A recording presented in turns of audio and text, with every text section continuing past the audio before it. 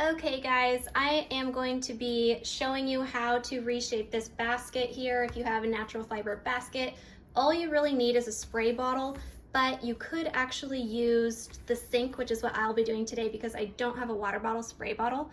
I got these baskets from Sarah's Silks and I love the look of them.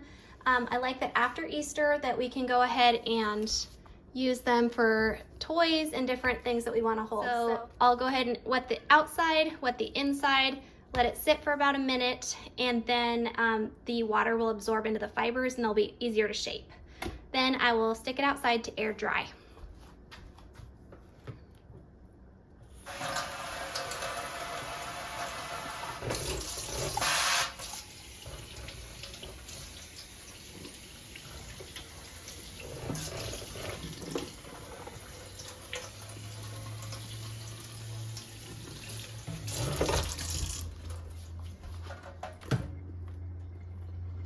Okay, so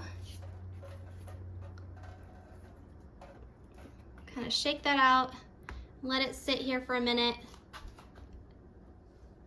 and after about 60 seconds or so, I feel like they're pretty ready to start shaping. So yeah, I can already feel that the fibers are moldable, whereas they were just really stiff before.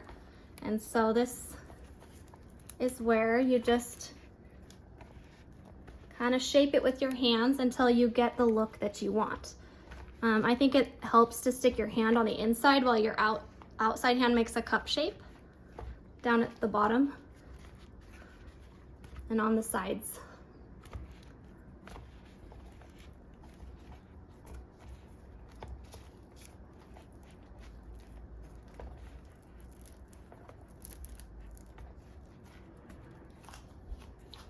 Okay, and there you can see it is already so much rounder than when we started, and I'm really happy with that. Now we'll go stick this outside in the sun and let it just air dry.